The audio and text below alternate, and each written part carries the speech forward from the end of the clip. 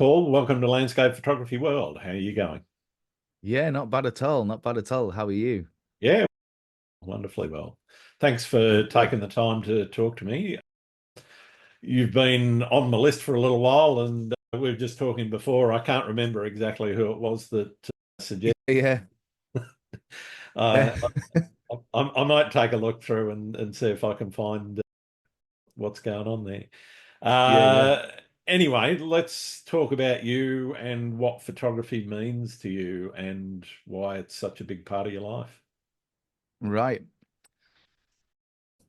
For me, basically, where I started into landscape photography again is I picked up a camera probably when I was younger, probably when I was, I don't know, 13, 14, something like that. And I knew I'd seen what I wanted to create, but I couldn't do it. And being a kid back then, Yep. your interest is really short and you expect it to happen immediately. And when it doesn't, yeah, on to the next thing. So that's what happened with photography when I was younger. I Right. picked it up, saw what I wanted, but I couldn't create it. I drifted away from it, did all sorts of other things. I I trained as basically in wildlife management and habitat Okay. management and all of that sort of outdoor kind of thing. So I was always into the outdoors. I always into nature and that sort of thing. So that was always going on in the back of my mind, really. Yeah, yeah. When I'd finished college and everything to do with that subject, it was a case of I couldn't get any work. So it was a case of find a job. There was nothing to do with that at the beginning. It was all in like plant and machinery. It was about as far away as you could possibly Right. get from what I'd trained for. And I had various different jobs until I started drifting back into creative stuff because I'm a drummer, I'm a musician, so Hmm. that was always going on in the background. And I started my own music shop selling musical instruments. Okay. Well, And 2008, when the financial crash hit, it polished it off. It just finished the business off because yeah, obviously yeah. one of the first things to go is luxury items. So Yep. that kind of finished that off. So I had to find a job really quick at that point, and that was ended up delivering secure mail and passports. Right. So that was going to tide me over for a year until I found some, got back on my feet and found something else after the business. Yeah, 10 years later, I was still doing it. Yeah, yeah. And at that point, it was really affecting my mental health because it's one of those jobs where everything's it doesn't seem like it from the outside looking in, but it's a highly pressured job. Everything's Yep. on time scales, everything has to Yeah, be, and yeah. it's quite a dangerous job. You're flat out all day, foot to the boards, trying to make all these time slots. Right. I got to the point mentally where I really couldn't take any more. In between all of this happening, I'd had photography, I'd picked it back up again just to, as a release, just to Yep. get out and get back out into nature again.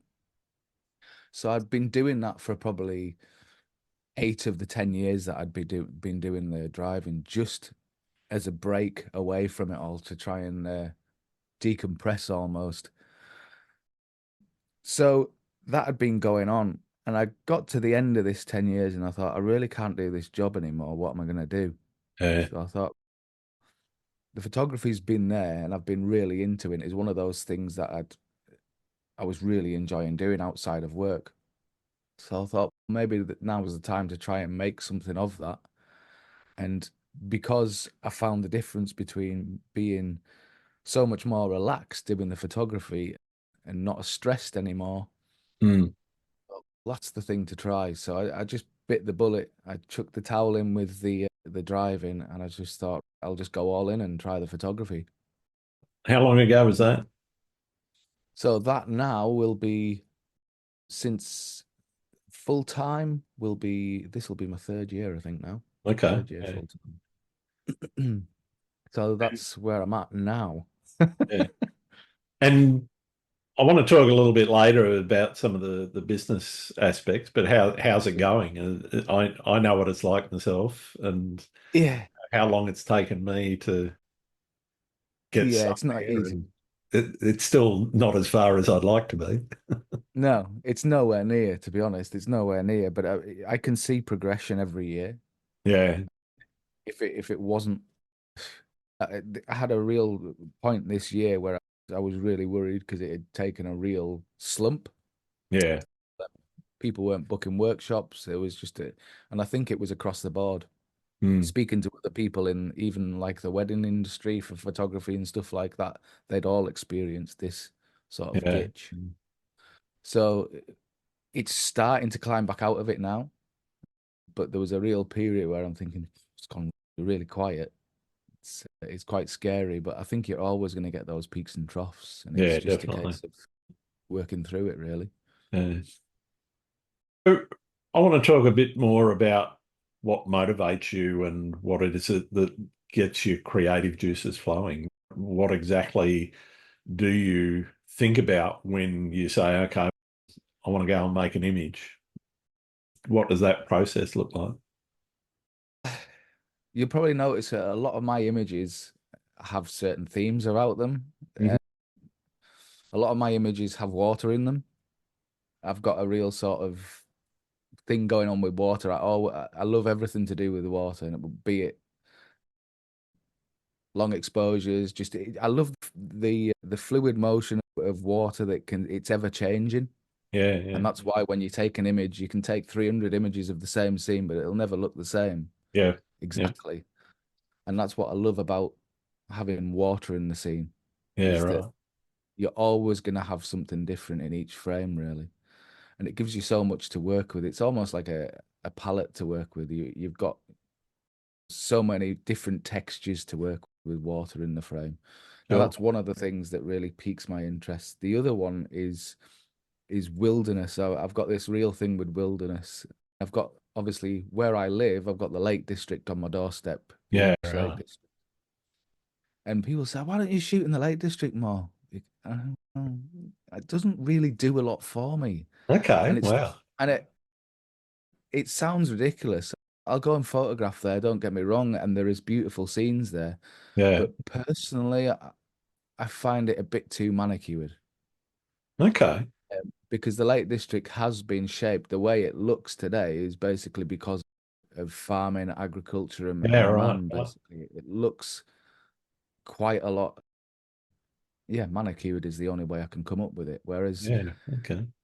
I tend to, if I'm going to shoot, I tend to want to go to wilder places. So I'll head up into Scotland, places like that. Yep. It's got a lot more rugged and a lot more, I don't know, wild energy about it for me, really. Yeah. As much as I like to sometimes include man-made elements in shots, Mm, wilderness is what really does it for me. And I think that stems back to what I actually train for, which is all the habitat management and sure.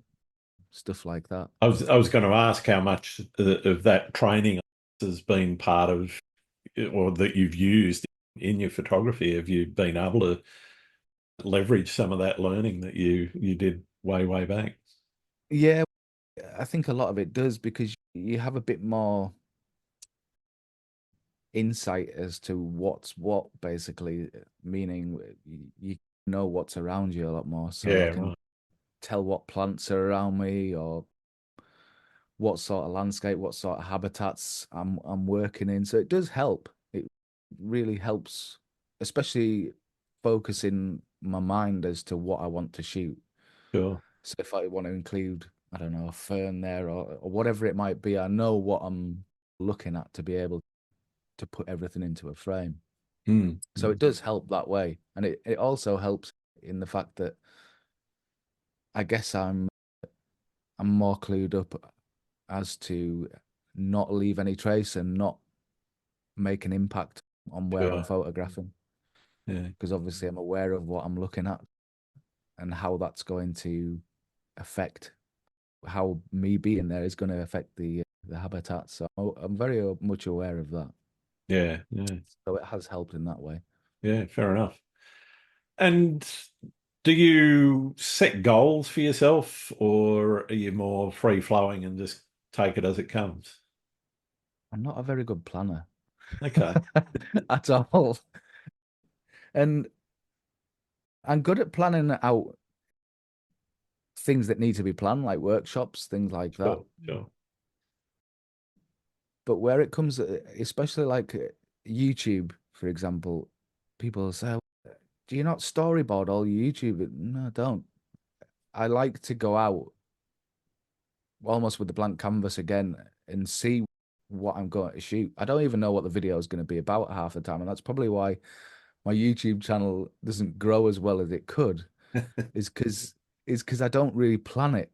Right, I go out and whatever I'm going to. I don't even plan what I'm going to shoot. I plan a right. location that I want to go to Yeah, and a vague idea of what I want to photograph.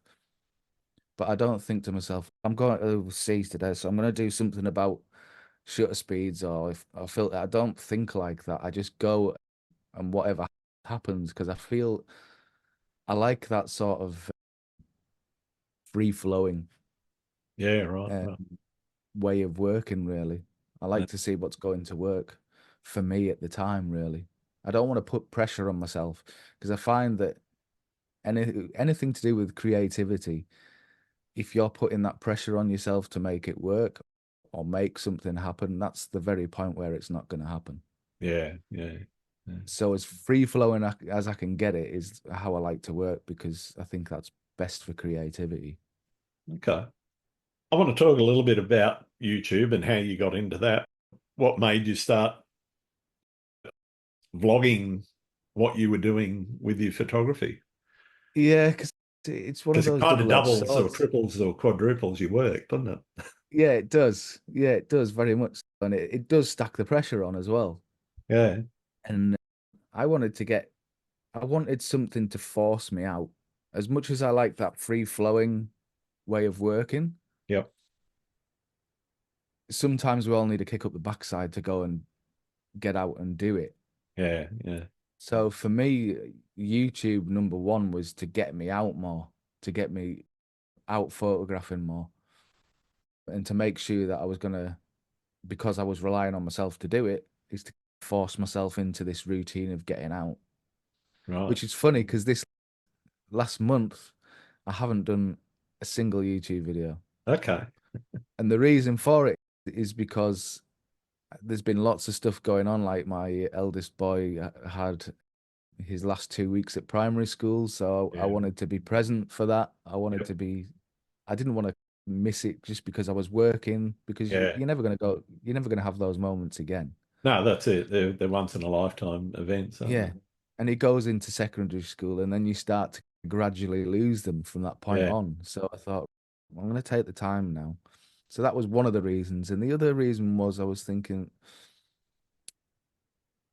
I didn't want to put pressure on myself. I was getting to the point where I was forcing myself to go out and create a video. And I felt as though if I continue on that path, I'm going to start just putting any old content out just to get a weekly video out. yeah, right, right. So I thought, because this is happening with my son and because this is the way I'm feeling at the minute, I'm just going to take a month off. And it's a it's a really hard thing mentally to do Yep, because YouTube has this way of playing on your mind in the background, thinking, well, if you don't put content out, nobody's going to remember who you are. And if you don't put content out, they're going to start throttling your reach because yeah, you haven't put a video out. And you start having all this going on in your head. yeah. And I think I just have to switch off to it and just Yeah. think everybody needs a break sometimes. That's it. I So mean, if you were working full time in a paid job yeah, for some company or something, you're going mhm, to get time off. You're going to get a month off of a year or so, yeah, yeah, and and a and week. but other people in the YouTube space have the foresight to get videos stacked up so that Yeah, when they have a break, yeah, you say I don't work like that. yeah. Well, I that's can't. how I operate with the podcast. When I want to go and take a break, I take a break, but everything's scheduled and it just rolls out. And other Yeah, than yeah, doing a few social media posts each week, that's all I do. yeah.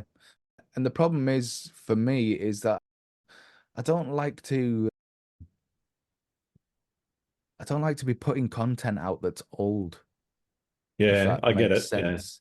I like And to be with YouTube, fresh. it being seasonal and being in the moment Yeah, does make a difference to what people watch. yeah, exactly. So I like to be fresh. So I like to think I've put out this week's video now. I need to go and film something for next week so that it's constantly almost up to date. And I'm not putting So, something out that I recorded 8 weeks ago or whatever. It's all up to date because you're putting a video out and it's snowing and everybody's sitting in sun and it's it feels a bit weird to me. yeah.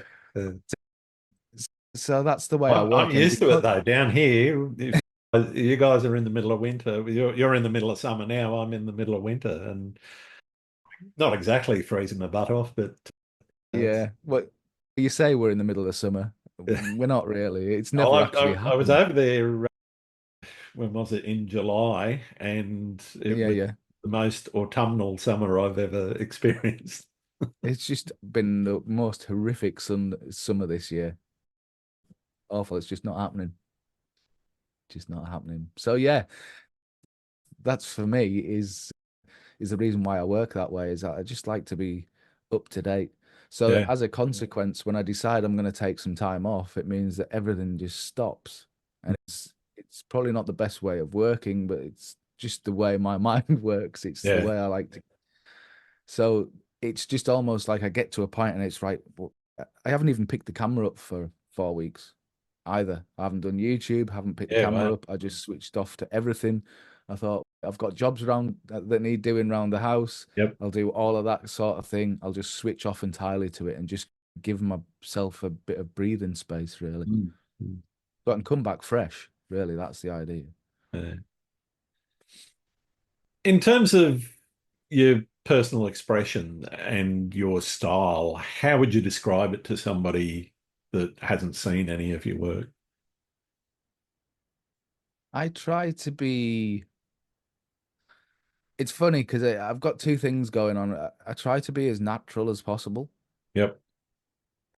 as far as my work goes. I'm not a real fan of adding things or anything Sure. like that. I've got no problem with taking things out of a frame if they're bothering me, but adding them back in, I'm not into all of that. But I also like this sort of fantasy feel as well. This sort of, I don't know, this Lord of the Ringsy sort of Yeah, fantasy yeah. feel, all of that sort of Middle Earthy type imagery I have Yep. playing in my mind quite often. So if I see something that captures that interest, that Uh-huh. sort of piques that interest in a scene, then I'm really drawn to that. I'm really Mm. drawn to it. But I want it to be, I don't want to create it. You know Right. what I mean? Something will remind me of something like that, wherever Yep. it might be. And then that really makes me want to make an image of it because it's almost happening in front of you. But I don't want to actually manipulate that to happen. I want it to be like that in front of me. Mm. Mm. But that sort of fantasy feel to an image really appeals to me. Yeah. It's one of those things, and I don't know whether that comes across in my imagery or whether the Certainly on some of it. yeah, and the natural look. I think a lot of my images, they're not over the top. They're not over the top processed. I don't like huge amounts of saturated images. Yeah, yeah. Try and keep it as natural as possible, and that's probably one of the reasons why I drifted towards picking up the GFX, Yeah, right. because straight out a camera, the images look so lovely. I don't need to work on them, Yeah. Okay. and that's what drew me to that. And I've found since using that camera now, I've found more of my style Hmm. just in using that camera because I don't have to edit as much. Yeah. Okay. Communication's a big thing with photography, and it's obviously what YouTube's all about. Do Yeah, you find that the work that you've done through YouTube has influenced your photography much, or is it the other way around? The photography influences what you're doing with YouTube? I really want to. I'm very conscious of the fact I don't want to be a YouTuber with a camera. Yeah, I right. want to be a photographer with a YouTube channel. Sure. I, so I really focus. I try and focus. I don't just want to throw out any old image just to put a video out. So I'm really conscious of the fact that when I go out photographing and I go out for a video, I want to get decent images for that video, not the other Yeah, way right. around. I want to think, I've got this video now, so now I have to cobble something together to throw into it. I want to have it. I don't know. It plays in the back of your mind that you want to have that almost integrity. So you cling to the fact that you want to be a photographer first, really. Yeah, yeah, So I think as far as that goes, it influences the way I work because I want to have a decent images to go with a video and not the other way around. yeah. How much of Personally, you, anyway. sorry, go on. No, that's it. Carry on. I was going to say, how much of your success would you attribute to your ability to communicate? It's funny because photography, you think your imagery would do all the talking for you Hmm.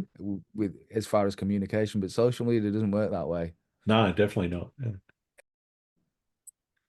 You know what it's like nowadays with social media, and you just basically swipe. Yeah, yeah, So you either have to come up with images that really stand out just to capture attention. yeah, And that goes, I suppose that works into who you're trying to capture the attention of. And usually for us, especially with YouTube and things like that, you're playing to other photographers, which is a weird market. yeah. You know what I mean? Because it's Because not just they're highly unlikely to buy prints off you, but join a workshop. exactly. So that's where my focus goes towards, really, Yeah, as far as YouTube.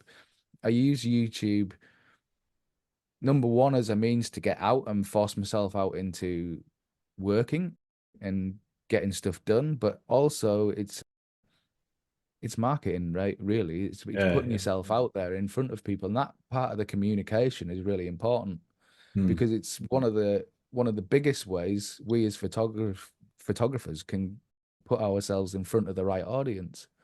Yeah, Because social media is so fickle, really. Because as I say, you're capturing seconds of attention, yeah. If that, if you're whereas lucky. yeah, if you're lucky, yeah. Whereas YouTube, you've got that audience in front of you.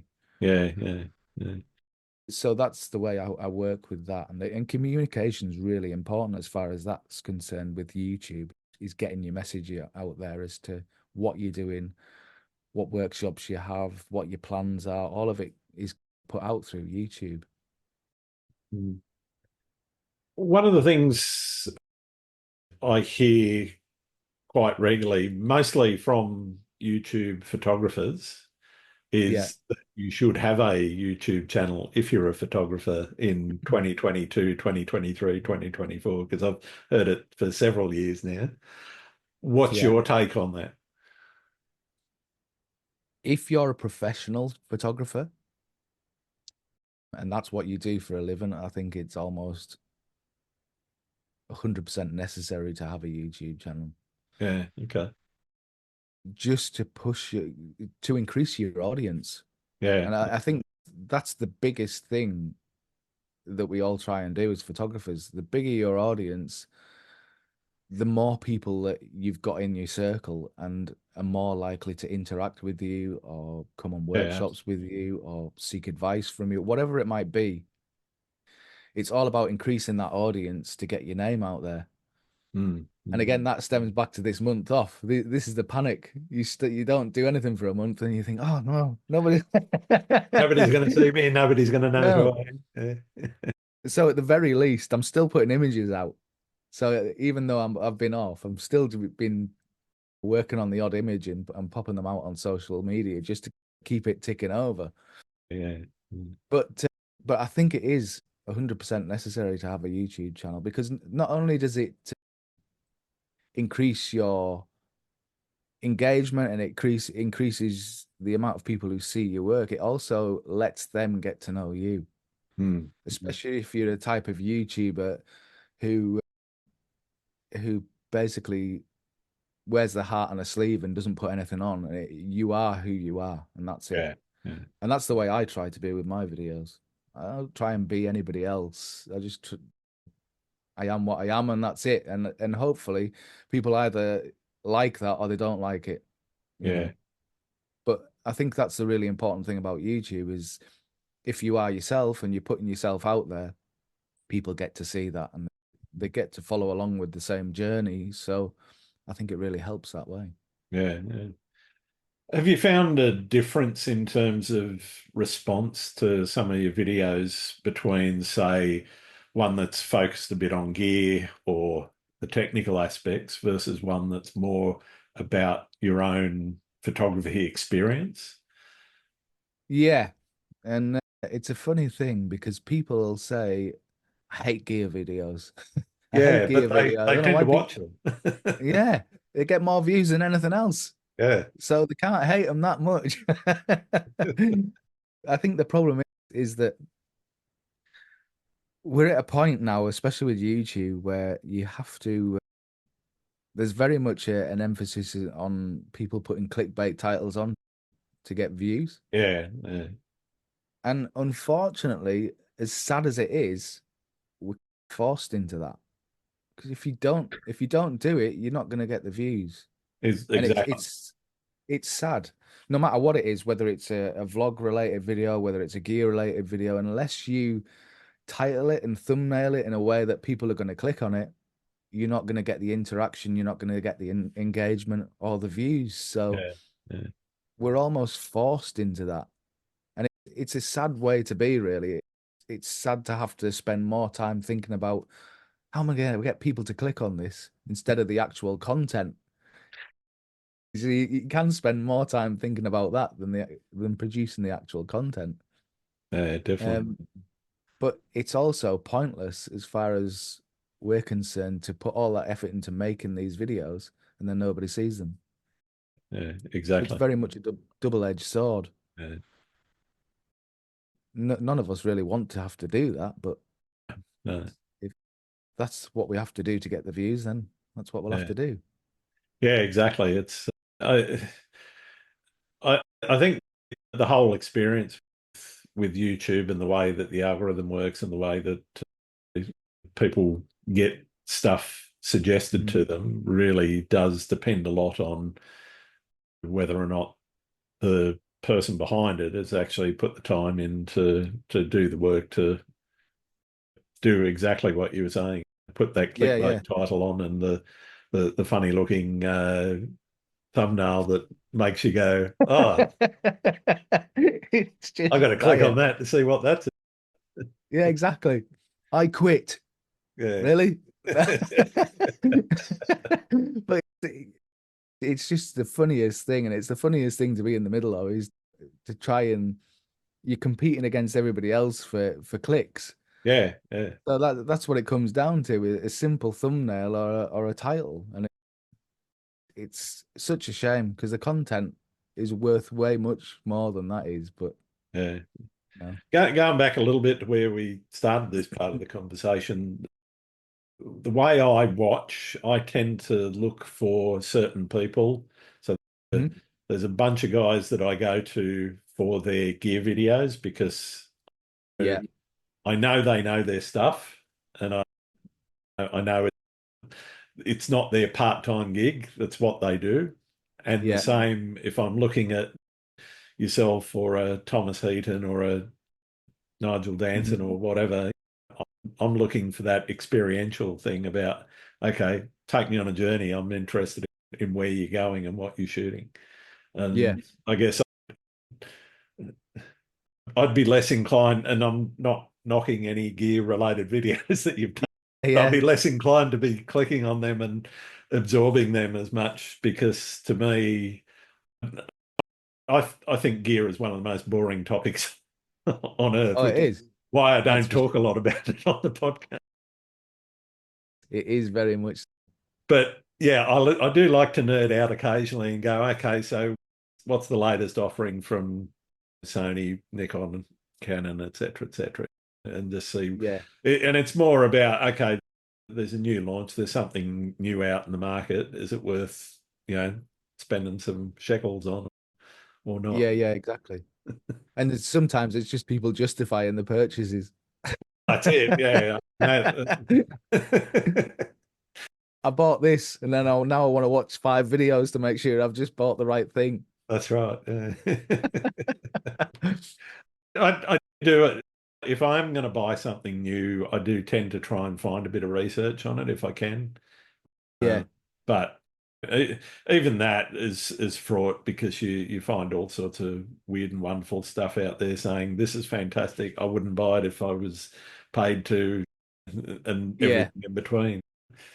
yeah. This is the thing. This is the thing. It's like this camera that I'm using now, this Osmo Pocket 3. I Yeah, yeah, just literally bought it, and I must have watched about 20 videos to make sure it would do everything I wanted it to do. yeah, But yeah, that's something that I got this to do to update my YouTube videos and make them better looking quality. I've never been out since I got it. yeah, yeah. Had that month off. Yeah, it's still to get its out in yet, but works well for this. I want to move on to back to the photography side of things. And Yep. you mentioned your respect for the environment and so forth. That's very obvious in your work and in your videos. Do you think landscape photography in and of itself can be a tool for environmental education and advocacy? Yeah, I think so because especially when we're photographing wild areas, wild places, Yeah, things like that, I guess we're documenting a lot of the case. Unless you're a photographer that likes to, like we were discussing before, likes to manipulate a scene or anything like that. But for sure. if you're keeping a scene more natural, I think we're documenting what's there. Yeah, And especially so, I know I work quite a lot with Adam Gibbs. yep, He's very much into the old growth forests, and that's basically what he's doing with a lot of his photography is documenting those old growth forests. yeah, We don't have a whole load of these things in the UK, really. We have ancient woodlands, yeah, yeah, um, which is in a slightly different vein, but in the same, it's a slightly different vein, but at the same time, we're still documenting what's there. yeah, And I right. think it's really important for us as landscape photographers to do that because things change so fast.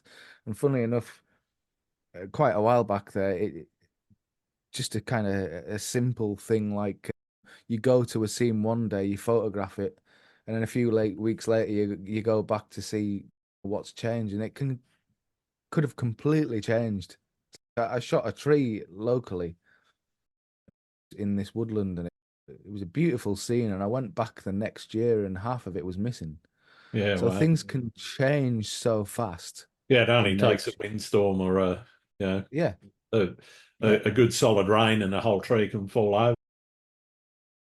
and that's basically just caused by environmental conditions. Now, things that are caused by us as humans, then that changes so much faster, especially when it comes to areas of countryside that 1 minute are there, the next minute they're built on.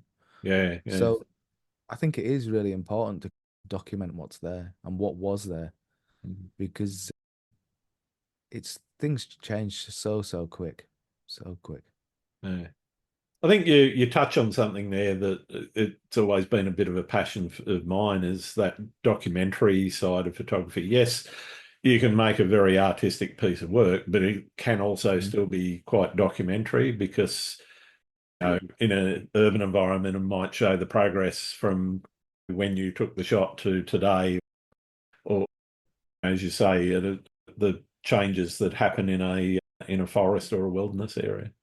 Yeah, And I exactly. think it's vital that that photography is used in that way as well. One of the things that really fascinates me is looking back at stuff from the early to mid 20th century Yeah. and looking at places like Sydney and London and whatever and seeing what things were like then and what they're like now and just seeing the changes that go on. Yeah, exactly. Exactly. And I think it works really well. There's I quite like the work of Peter Yep. Dombrowski, obviously Tasmanian photographer, what Yep. was, and that's basically his style of photography was more documentary, and he was very much an environmental photographer, what I would consider an environmental photographer, because his passion was looking after this area of wilderness, Yeah. Yeah. and that's very much to me not what landscape photography should be about, but it resonates with me because that's what I trained in. I trained in that sort Yeah. of looking after these sort of places. So to be able to do what he did and document those areas, because as we discussed before, things change so quickly. So it's Yeah. Yeah. so, and getting it out into the general public, because the general public don't see these places a lot of the time. And the No. only way they actually see these places is if we go there and photograph it. And it's a double-edged sword, because obviously the more we go to these locations, the more that other people want to go to them. And then that's when you can run into problems with damage and everything like that. But Yeah. Yeah. it's very much which what do you do? Sometimes you have to go to these places to document them, but then Yeah. unfortunately, people want to Someone's follow in going your to follow footsteps along. and go. And it's usually photographers, to be fair. Yeah. True. That's the True. thing. And not I, all of us in the landscape photography field are as passionate about where we're going to photograph or as considered about what we're photographing. yeah. Yeah. But yeah, it's a hard thing to wrestle with. But Yeah, I think some of those ethical considerations, though, are really important to talk about because, as you said, there's places which have been trashed because of the traffic. yeah, I like to think better of most of the landscape photography community, the actual guys that do yeah, that for a living or exactly, yeah, passionate amateurs. It yeah, tends to be, I think, more people that want to get the shot for the gram, that sort of photographer. yeah. The yellow bobble hat wearing Instagram. Yeah, Yeah, or the orange jacket or the yellow jacket or whatever. Yeah, yeah. And places like that, everywhere you look, you just need to go to Scotland, for example, absolutely. and you go to Glencoe and the waterfall shot that everybody gets in front of the buckle. It's trashed. It's like the Somme out at the front of Yeah, that place. yeah, It's basically sitting on a peat bog, and that peat bog is basically like a marsh in front of it now. It's just yeah. completely trashed, and it's Been just. trodden I into. mean, and the problem is, it's one of those really difficult things because I'll run workshops in Glencoe, and people want to go and get that shot. So it's a really hard position to be in because you're adding to that traffic by taking people there. Yeah. And it's how do you manage that? How do you And do that and ethically and in a yeah, way that you're not actually going to cause damage? yeah, exactly. It's a really difficult position to be in because on one hand you've got the business side of it where you need to make money, you need to take people on a workshop. On Hmm. the other hand of it, you're thinking, I'm not doing the best for this place here, and it shouldn't always be about the financial gain. Exactly. Y- Yeah. Yeah, so and they wanted to put a boardwalk there, and that was people don't want it. So it's a difficult thing to wrestle with because it's not only just as we discuss landscape photographers, it's Instagrammers, it's people, tourists want to get that shot and they'll turn up, they'll grab the shot with the phone and off again. But the Yeah. amount of people doing that over a day is what obviously leads to that damage. Yeah. And the Exactly. only way and the only way to actually deal with that is to put infrastructure in to protect it. And then when you Yeah. do that, you're changing the environment. So it's yeah, See it's that a in Tasmania with the overland track, for example. The yeah, people that use that, and it had to be boardwalked because otherwise it was just going to trash the entire. You'd basically have this trench going from end to end, and yeah. it just wasn't viable to do it any other way. And it's happening everywhere. It's happening everywhere. And as much as, and you'll get people saying, you're one of the causes of it. You're a landscape photographer and you're drawing attention to these places. And yeah, we are. But at the same time, I don't think you can't just stop. You can't just stop documenting places No, or no, because it's important to see that. And I think it's just working out the best way of managing the situation rather than just letting the places get trashed. Is you have to have somebody step in and say, "We need to do something here because we're going to lose it altogether otherwise." yeah, So exactly, exactly, it's just a balancing act, I think. yeah. What does success look like for you in your photography? No, that's a good question. I know, that's why I ask it. Yeah, I know. You're good at that. For me, it's being able to enjoy the outdoors and be able to support myself financially at the same time.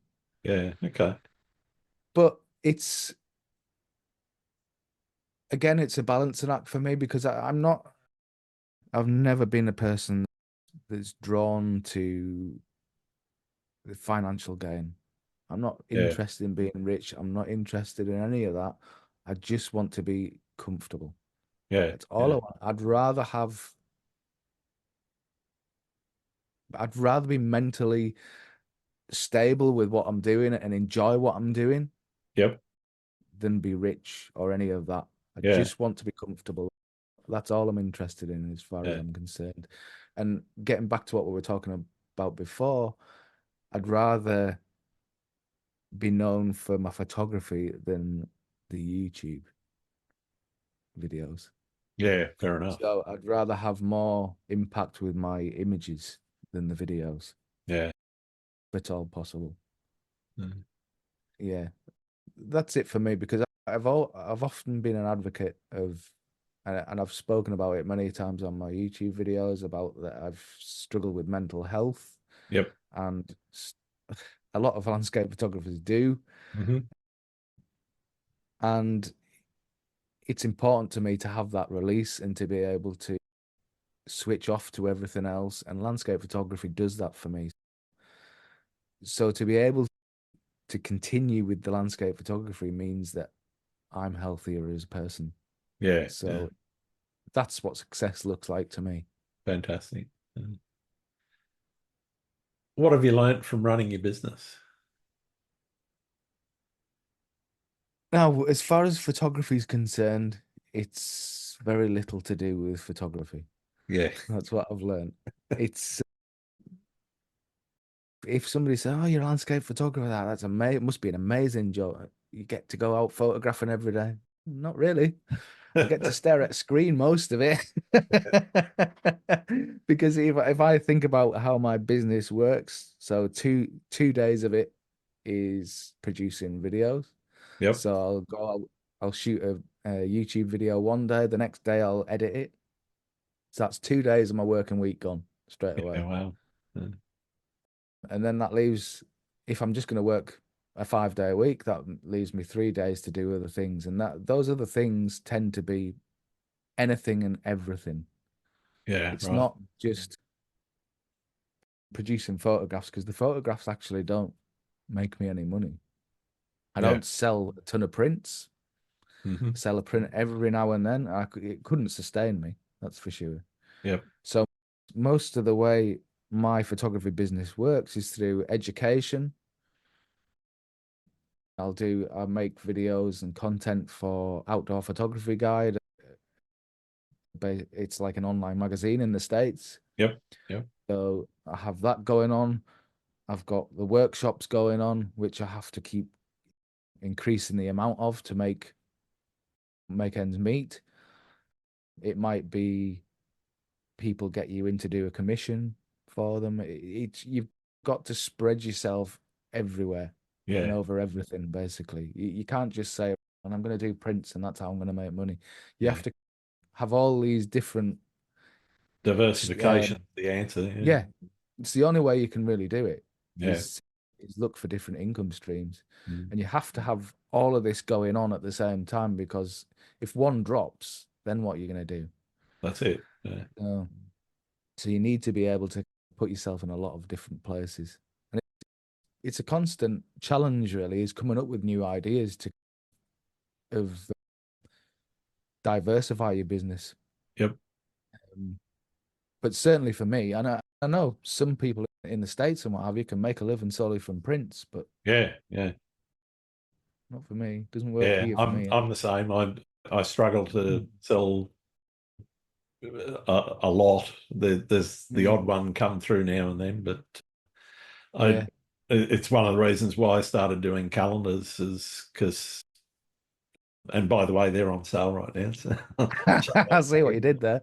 but yeah, doing calendars is it's just another string to the bow and another potential income stream. If you can find yourself a good place that does them cheaply and that will Yeah. work with you to get the result that you want. And Yeah. it's really important, I think, as you said, to have multiple income streams because otherwise you're never going to make very much money out of it. No, not at all. Not at all. And unfortunately, I think probably looking at my business, workshop seems to be the Yep. main place where I make income. And I tend not to do, I do day workshops as well, but to be honest, it's the residential workshops that seems to be the best ones. Yeah. Yeah. But they also take the most work Yes, and the exactly. most planning and all the rest of it. So it's you and then people I don't know whether you get it, whether you do any workshops like long form workshops, but people say you've got an amazing life. You go all over the world and you I said you do know that I'm like a glorified tour operator, don't you? Yeah, that's it. Tour operator Because with a cameraman. yeah, exactly. Because that's basically what you're doing. Yeah, Because I know. you've got to be there 100% for everyone all the time when you're Yeah, away. and it means if someone wants to get up at 4 a.m. to go and shoot Astro or whatever, you got to be there with them. Yeah, exactly. Exactly. Oh yeah, you got amazing life, you. Yeah, I'll have a. Long, And long I do, days, yeah, but I lots don't. of prep and planning, and Yeah, all the stress of making sure that everyone's happy. yeah, exactly. But and at the same token, you take a step back and you think something. I wouldn't change it for the world because No, that's it. Yeah. it is an amazing. Whichever way you look at it, it's an amazing way to get out and to make a living. To Yeah. stand there and be And able and to to. meet people too. I think Oh yeah, that's yeah, one of the nicest definitely. parts about it. Because Yeah. it's a very getting back to the mental health aspect. It's a very lonely business, Yeah. Yeah. landscape photography, or it can be. Some Yeah. people have this notion where I do landscape photography to get away from people, and that's fine to a certain degree. But when you work from home and you're self-employed photographer and you're basically sitting behind these monitors all day and you don't leave home and that's all you do, Yeah. Yeah. it can become very solitary. Yeah. So it's for me when I go out to do these workshops, it's like a complete breath of fresh air and it's a release to be able to interact with people again, humans. Yeah. But What's the most yeah, important thing to remember about marketing your personal brand? everybody sees everything Yeah, right. that you do Yeah. and hears everything that you say. Yep. So as far as marketing goes, I think you have to be really careful that you're 100% authentic Yep. because people have really good memories when it comes to things like that. Totally. Yeah. And marketing, if you put yourself across as 100% you, like I do with my videos, then there's nothing can go wrong then, Yeah, because you basically you're selling what you are, not something you're not. yeah, So I think as far as marketing is concerned, I think that's really important to put yourself out there 100% as you are, yeah, because then people know you already. Before they come on a workshop, before they buy a print off you, anything like that, they already know who you are. And it's mm, funny, that's what you get from the YouTube videos. People come up to you and talk to you like they know you. yeah, yeah, And yeah, and some people say that's weird. That is yeah, it is weird, but it's also a nice thing as well, absolutely. because you're already on the same page with that person when you meet. Yeah, You don't have to go through all that awkward getting to know you phase. yeah. They already do. They've seen your face. They know your style, and yeah, Yeah. they're they're basically going on your workshops because they've seen that and Yeah. they know what to expect. Yeah, Yeah, and that comes back to that what we were saying before, what YouTube does for you, and yeah, that's basically what it does for you. It gives you that sort of authentic marketing mm, straight away, because they already know what they're getting. I think that's really important. yeah. With your workshops, we talked a little bit about how you operate, but what could somebody expect if they were going to attend a Paul Thompson workshop? So my the ones that I do one-to-ones, I obviously you get undivided attention, but I'm quite a relaxed educator. I don't ram things down people's throats. I really like people to get into their own zone and then ask the questions as it happens. Hmm. I don't like to force what I think they need to learn on them. I want Yeah. people to be able to approach me as to what they need to learn, Yep. and then I'll spend all the time they want on that. Yeah. Right. But the workshops I do, when I do a lot of them abroad, is I work with partners quite a lot of the time. So I partner up with Adam Gibbs quite a lot, Matt Bishop. I partner up with him in Italy. So there's always two of us, and I think that's important. And the reason I do that is because we have two different styles of teaching people, Sure. and Sure. that gives people on a workshop who maybe don't want to learn the way I teach. They've got another person, Yeah. and it gives them. I think it gives them more value in educational terms, because they're seeing two different perspectives. They're seeing different ways of working, and you get to mix it up. Whereas I think sometimes you go on a workshop, you're very limited because you're stuck with that one way of working or that one point of view. So I think it works really well if there's more than one tutor, and it just it gives it a different dimension, a different energy to the way that people learn. But Yeah. for me, I'm very relaxed. I like to put that way across. Whereas when I'm across, say, for example, in Italy with Matt Bishop, he's very much more in your face, and this is the way I work, and that's not the way I teach. But I think it's important to have those opposing forces almost to Yeah. give people a different way to work. But yeah, 100% undivided attention, and just a relaxed way of working that's the way I like to do my workshops. Well, you do a fair amount of travel with those workshops. What's the furthest you've traveled to get a shot?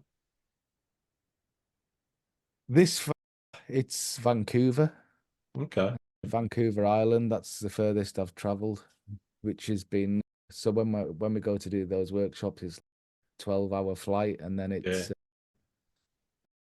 a couple hours on a ferry, and then it's another hour and a half drive at the other ends. It's 14, 15 hours, but it's not like going from the UK to Australia or anything.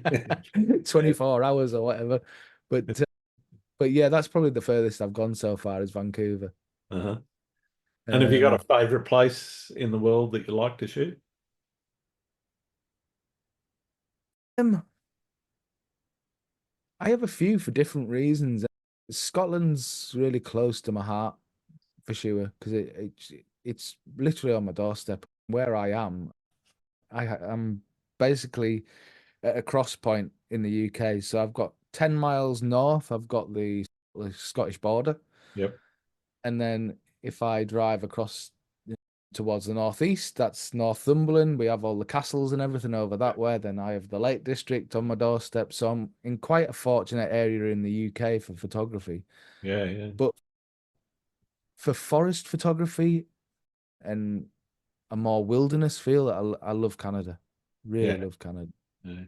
And then last year we went to the redwoods in California as well, and that was an Fantastic. Yeah, amazing experience. All of these old growth wildernessy areas is what really appeals to me. It doesn't matter where it is, could be any. And unfortunately, America and Canada have just amazing areas everywhere yeah, for wilderness. yeah, Really, it's just a fantastic place. But there's also places on my list that I'd love to go to Greenland and places like that that have vast areas of wilderness that yeah, definitely. that don't get photographed actually that much really. Yeah. A lot of Greenland's fairly inaccessible except by air. Or Yeah, yeah, uh, I, and that's what I appeals, I flew guess. over Greenland for the first time actually on was it last year on a trip to the UK and Right, right. went up via Tokyo and then up through the Bering Strait and over the Hmm. North Pole and Greenland. Yeah. And it's just unbelievable to look at from above and yeah, Yeah. somewhere I'd really love to explore.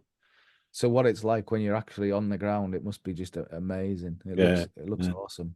Looks awesome. And we were in the process of actually looking at doing workshops there because I had a road in to do workshops, but it's not the easiest place to sort out for a workshop tour. Yeah. It's hard to get people and gear in and out of there too. Yeah. Yeah, I think the main issue is that you can't fly direct. No. So you No. have to fly to Iceland and then you get to Iceland and then they just double the price on everything. Yep. So it's actually more expensive to fly from Iceland to Greenland than it is to fly from the UK to Iceland. It's ridiculous. And yet Well, so much closer. So that also increases the costs. But I think it's definitely somewhere that I'd really like to push for and try for workshops because, as I said, there's not many people doing it. no, definitely not. What's your most memorable photography experience? One of them is probably the redwoods, Yeah, uh, right. and I think it was solely because of the conditions we got. The conditions were just absolutely amazing at the time we went. We got amazing conditions for 3 days where there was just sea fog coming through the trees, Fantastic. and it was just there was nobody there. There was literally just myself and Adam in this whole area of woodland, and we had this amazing fog coming through, and it was just listening to nature all around you. Just uh, the thrushes that they have there got this really mournful tone, Oh, and wow. it was just like another. It was like being in another world. It really was, and that Yeah. really stood out. And that was probably my one of my favorite photography trips. That just for those 3 days. That's the thing with photography. You can be away for a week, 10 days, 2 weeks, and Yep. if you get that one day where everything's just magic, that's all that matters. Yeah. And I think that's what happens. It happened as well, actually, when we took a workshop group to Tuscany this year. We were there for 6 days and we only got one day of epic conditions Yeah. Yeah. that made the whole trip Absolutely. because it was just that cloud inversions everywhere and it was just amazing. But Fantastic. that's all you need as a Yeah. landscape photographer. You don't need the whole trip to be 100% amazing. You just need these points and breaks in between the whole trip to make it really stand out. And that's why sometimes it's hard to pinpoint a trip that's your favorite because it just takes those little little sections of each trip to really make it up. Yeah. Because Yeah. I consider myself lucky to be able to go to these places anyway. So when you get those little magic periods, that's what really stands out to me. Hmm. What about horror stories? Have you had any trips that have just gone totally wrong? No, had the old. I took one of my first one-to-ones. I took a guy up to a local river of mine, and it was chucking it down with rain, absolutely throwing it down with rain. So I said, "We'll go under this bridge and just shelter from the rain a minute." I said, "But be careful because there's slippy rocks everywhere. You get a lot of the river banks around here. You get a lot of moss. You get a lot of algae, stuff like that on the rocks, and it can make it really slippy. Same as you do at the coast. If you see black rocks, not to stand on them. Well, it's the same Yep. sort of situation." So I said, "Don't, just be really careful." So we sheltered under this bridge until it stopped raining. I said, "Come on, we'll move out." I said, "But just watch your step." I didn't even get the words out of my mouth. Just watch your step. Straight in the water, camera bag on the back, the whole lot. Underwater, he just disappeared, came back up. Oh my God. So I'm trying to haul this guy out of the river, Uh, and he's soaked to the skin. His camera bag had gone underwater. He trashed the lens. It was full of water. oh I no. ended up having to bring him back home. I put him, got him sorted so he can go and have a shower and all the rest of it. Luckily, I had a change of clothes with him, and he was fine about it because he realized it. But at the time, you think, oh, that was a great start to your Am, nothing I could am I going to do. get sued? Yeah, exactly. But what do you do? These things happen sometimes. There's nothing you can do to. All you Start can do reading is your warn. indemnity policy to make sure that you're covered for. Exactly. But I did everything I could possibly do. And that's all you can do with these situations. I think you're always going to have these things that happen. Uh, But you can't. At the time, I was thinking, did I do everything right there? Because you're thinking, am I going to get yeah, yeah, sued? But yeah, you can, especially when you're working out in the natural environment, things are going to absolutely. happen.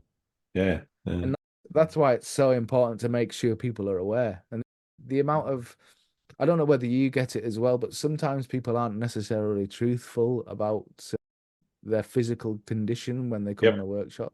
yep, And you can put it in the wording as much as you like, but they'll yeah, still turn up and they're exceedingly asthmatic, or they can't yeah, walk up a hill or whatever. And you think, well, what am I going to do here? yeah. Because you've given them all the warnings. That's But it. then, as we discussed before, or you're not just a landscape photographer, you're a tour guide, so you have to make sure that's 100% no matter what happens. But That's it. it can be frustrating. It can be Yeah, frustrating because you really, it's one of those things where people have to be as truthful as they can because it's important. Some of these places we take them to are dangerous. yeah, yeah, yeah. But yeah, that's one of the horror stories for me. It's the one that sticks in my mind, but touch wood, everything's been good since. Fantastic. Yeah.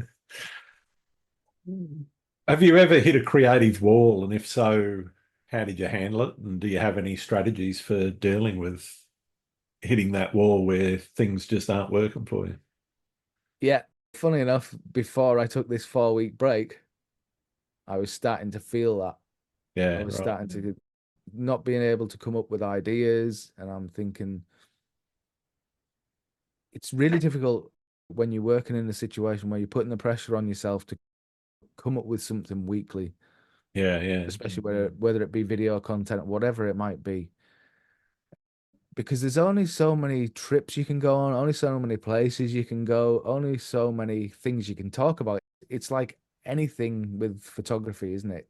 There's absolutely. only so much we can talk about before Yep. you start repeating it.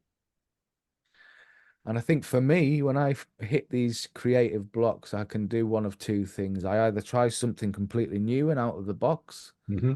So if I've just been doing landscape, for example, I might go and start, I don't know, do some street photography or something like that, just to make myself think in a different way, whatever it might be. So when we went to Tuscany on that workshop, I found myself when we were in the little having little breaks in the towns and what have you, I'd just pull the camera out and do a little bit of street photography just to break it up for me. And if you start to try different genres of photography, it can open your mind up to other ways of working or other things, the way you do things.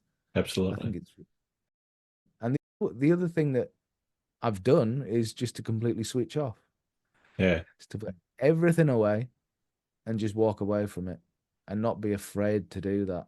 Yeah. Because as we discussed earlier, creativity, no matter what it is, whether it's playing music, whether it's photography, whether it's art, no matter what it is, I think we can't be 100% creative 100% of the time. Yeah. You can't force it. No, because the minute you do force it is when it starts to unravel Yeah. and you just try, the harder it becomes because you're almost forcing it. And I think the more you force it, the worse it gets. Yep. So for me, that's what I've done. I just thought I walked away from it all and I've started doing other things. So I'll put the camera away, I'll go and do some renovations, I'll go and do this, that, or the other, whatever it might be. And it gives your mind that space to come up with new ideas. Mm. Because when you're trying to come up with ideas at the time, you're clogging your mind up basically with how do you get out of this. It's almost like a negative thought that goes in your head. This, Yeah. Yeah. I've got this wall and I can't escape from it. So the way to escape from it is just to switch off, is Yeah. just to walk away from it all and give your mind that space to breathe. And I think that's what it's done for me. Obviously, I told you the reasons why I've had this break, but Yep. over this last few days, I've started to gradually, ideas have started to come back again because Yeah. I've given myself that breathing space. I Yeah. think I that's really think important. yeah, I think it's one of the most important things that you can do is give yourself the space and time and not put pressure on yourself just to create because as you say, Yeah. it just doesn't work that way. And No. getting into that creative flow state really means your mind must be in the right frame. Otherwise, it's Yeah. just not going to work. No. And the harder and the trouble is the more frustrated you get with it. And the more frustrated you become with it, Yeah, yeah, the harder it gets to get out of it. absolutely. I think it's really important to find, no matter what it is, whether it's walking away from it or finding something else that relaxes you. Yeah, I I only have the two things really. I have photography, which I do all the time, and then I have the music, which I don't do enough of anymore. yeah, And then it's just doing things around the house. So yeah, yeah. photography used to be my hobby. Now it's my work. So I haven't got that An as a kind outlet. of backup. Yeah, an outlet. So you need something else as an outlet, is what I'm Yeah, trying to get at, I think. yeah. What do you see as being the biggest challenge facing photography right now? Hmm. Well, as far as landscape photography, I guess one of the challenges is one of the huge ones is AI. Hmm. As far as me being more down of a natural photographer, AI to me is, I'm not saying it's not, it doesn't have its relevance in places because I can see it being useful. I just don't see it being landscape photography. Yeah, I don't see it being Sense. photography at all. It's No, digital art and exactly. So another. it's an art. I'm not saying it's not an art form. I'm just saying it's not. And when that's what I was getting at before when I was saying about adding things in and all the rest of it. Yeah, yeah, It's always been there. We've always had a certain amount of people would, how do I put it? Change the art, change the photography that was in front of them to what was in their mind, which is fine. It's art, but it's not photography to me. Yeah, yeah, To be able to just add anything in that you want. Oh, there's a castle there now, or there's whatever it might be.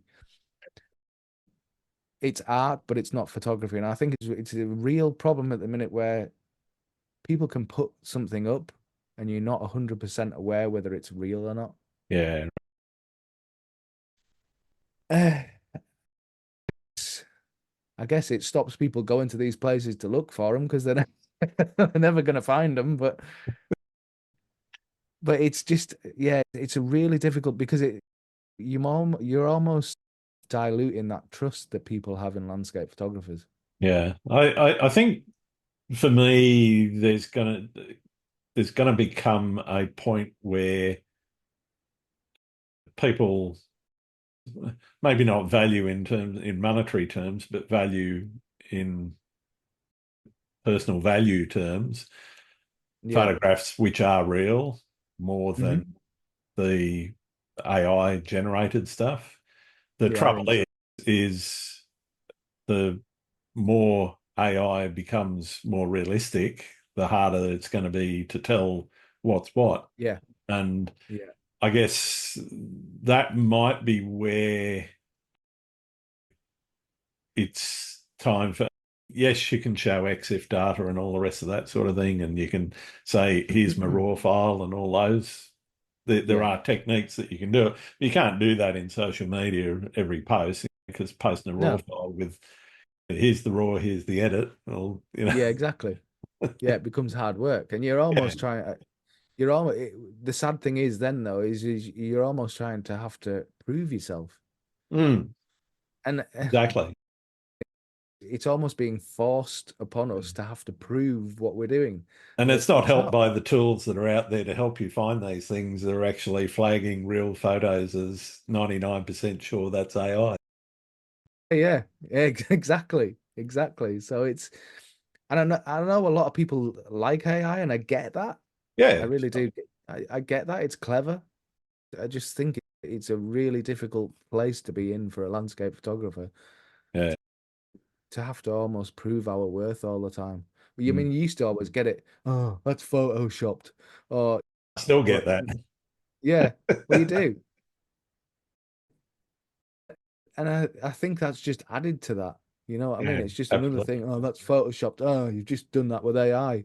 Yeah. And you think, no, I've actually put a lot of effort into creating this. I mean, Yeah. To you've got all going those there, silly, capturing yeah. that data and actually using it to Mm. give you an image. Yeah.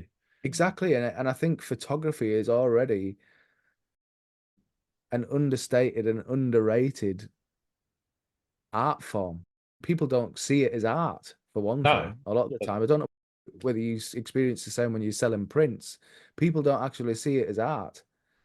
It seems to be more disposable Yeah. than.